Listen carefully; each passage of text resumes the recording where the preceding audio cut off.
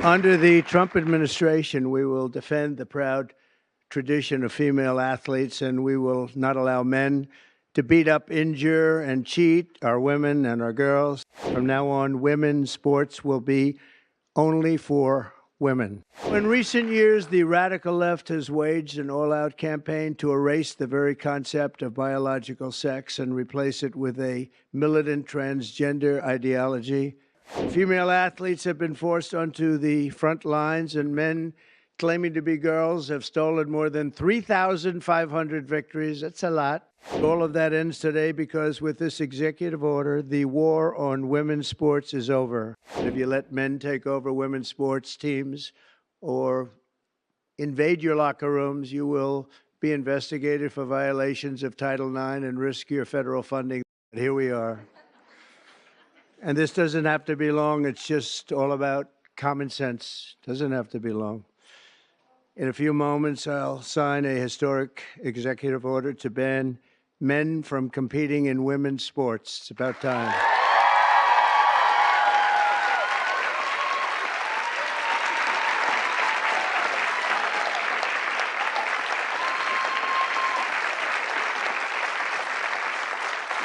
Under the Trump administration, we will defend the proud tradition of female athletes, and we will not allow men to beat up, injure, and cheat our women and our girls. From now on, women's sports will be only for women.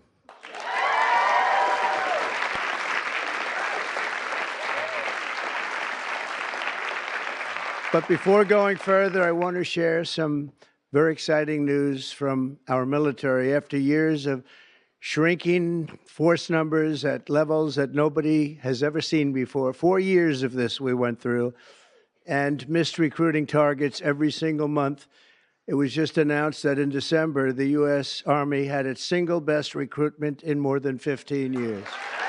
Thanks.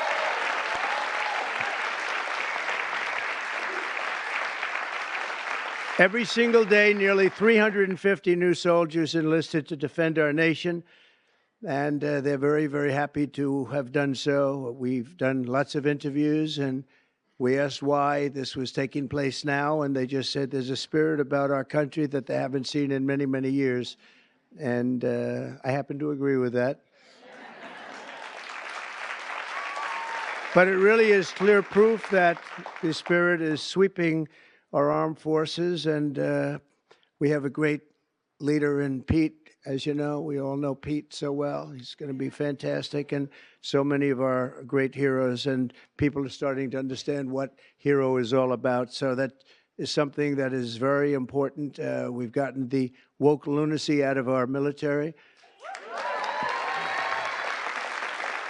And now we're very importantly getting it out of women's sports. That's taking place very strongly.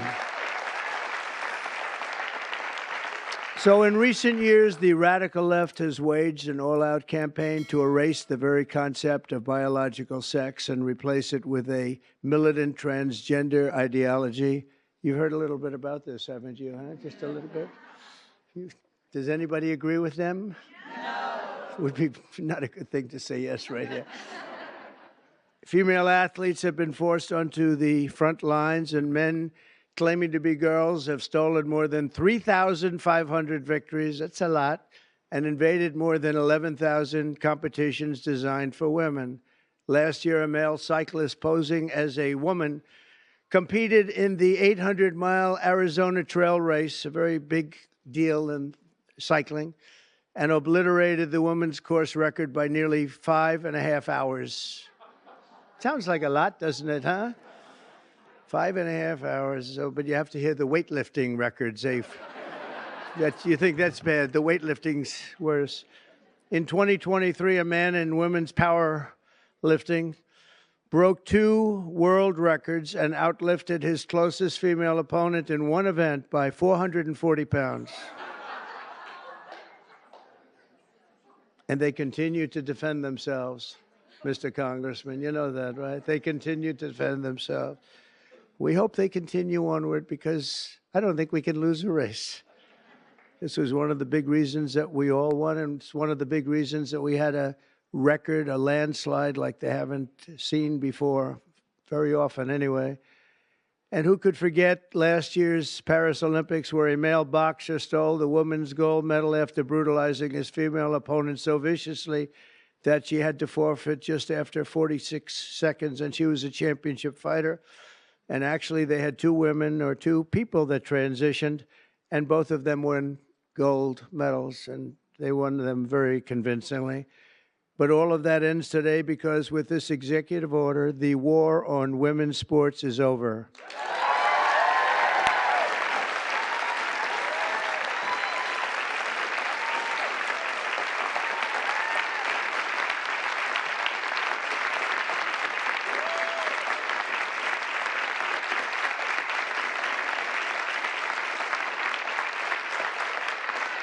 Thank you, everybody.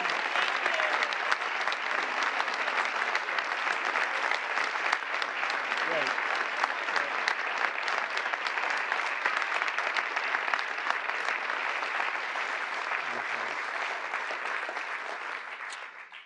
It should have been done long ago, actually. Thank you. Thank you very much.